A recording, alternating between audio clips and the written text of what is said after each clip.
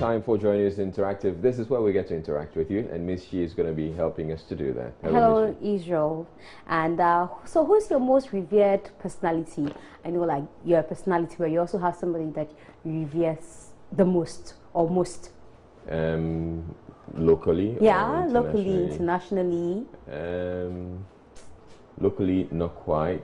But internationally, I mean, somebody like former President Obama. Okay, so how much will you pay to sit by him? If you ask them? Why nothing? There's a cost to sit by Obama. I mean, I do my things, so I go about my things. So I have to pay to sit near someone. You won't pay at all. You forget his craft. Anyway, so you can join the conversation. It's Joy News on TV, on Twitter, and on Facebook.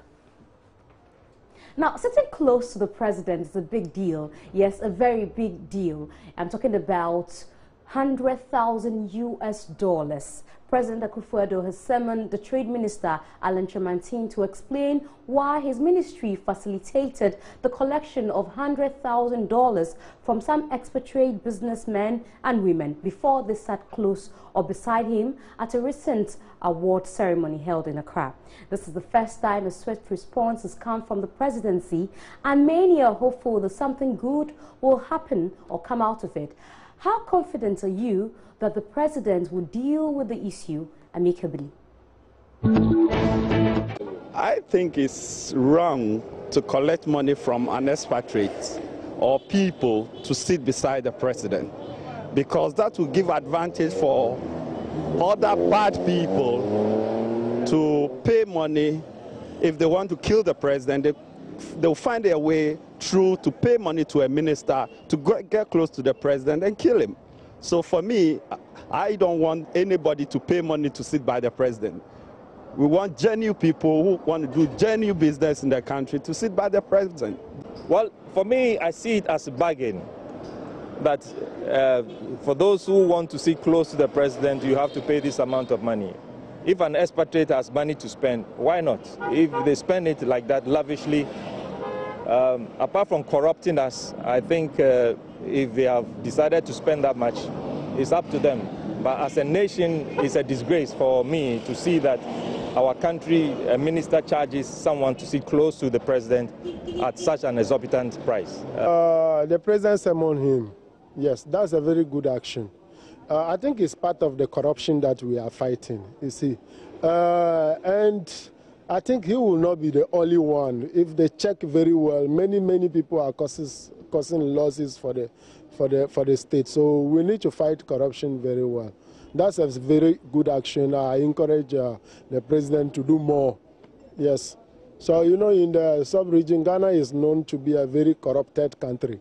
You see, that doesn't help our economy. And investors too, they are not encouraged when a country is having those level of corruption, you see. So that's a good action. I appreciate our president.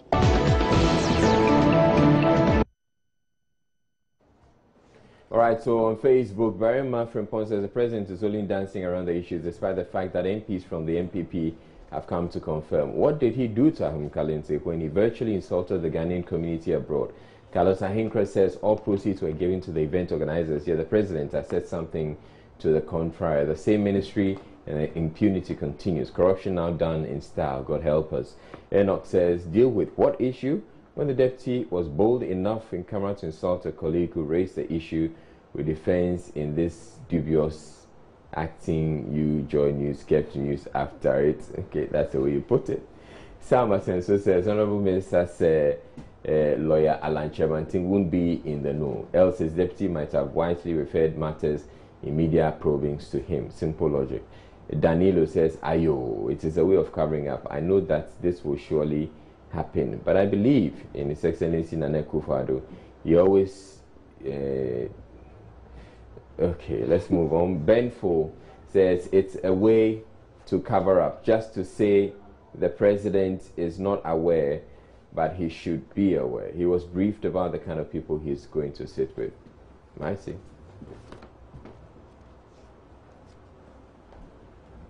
Fellow MPs, I greet you this evening. We understand that for the second time this week, sitting was delayed for close to an hour because many members of parliament were absent. Well, Odikro, a parliament-focused civil society organization, has also reported that ministers and deputy ministers absented themselves from at least 15 sittings without permission of the Speaker of Parliament. Odikro is suggesting punitive measures against legislators for absenting themselves without permission.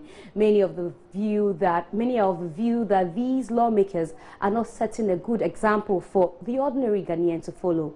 They should be come to work early or never do so without permission. Earlier this year, the President, in his State of the Nation address, stressed on the need for citizens to avoid lateness and be cautious with time with regards to their work. So I ask, what do you make of MPs absenting themselves from work, and what message do you have for your MP if he or she is one of those who shows up late in Parliament? I think it's a very unfortunate situation to have such role models of our society skipping work, and it doesn't speak well of them. Like I said, it's unacceptable that members of parliament are not showing up for a place that they are supposed to perform a duty. But as conditions are, majority are supposed to come from parliament to hold ministerial appointments. So holding the ministerial appointment vis-a-vis the member of parliament roles are dual. So you have to strike a balance. If they are not striking the balance, then that is not supposed to be the norm. For the MPs absenting themselves from Parliament is very bad because we voted for them to come and work for us. We voted for them to enact laws, work and make sure that in our constituencies, things that we need should be done. If that MP is from my constituency, I make sure next time they don't vote for him or her. We vote for them to go to the Parliament so that we can talk something about us. So it's exactly, you have to go to, if you didn't go to the Parliament, it's not the right thing. Anyway, if our MPs refuse to go to Parliament because we vote for them so that things will go on when they are refusing not going to the Parliament, that means the youth doesn't have future. If it's in my constituency, that means he has been disappointed us. He has been disappointed our vote that we vote for him. On Facebook, James Abusanga says absenteeism and lateness to work is very common in Ghana, but our MPs who should have been looking for measures to curb the menace are unfortunately involved in it. God help Mother Ghana. Nanaya Autry says the constitution should be amended to separate the executive from the legislature. Kwesi Boating Ayepa appears to agree with him. He says our constitution must be amended since the constitution requires the majority of the ministers should be appointed from Parliament. We can't complain. Some of our laws are outmoded. Until we change the law, we should deal with it as it is. And Berima Frimpoman says, my MP wasn't showing up in the House even when he was in opposition. Not to talk of now that he's been made a deputy minister. They would have sent themselves with impunity, yet would have the nerve to talk about public and civil servants. My MP being absent reflects very well on why nothing seems to be working for all the years he has represented us. Incompetence. #. Okay.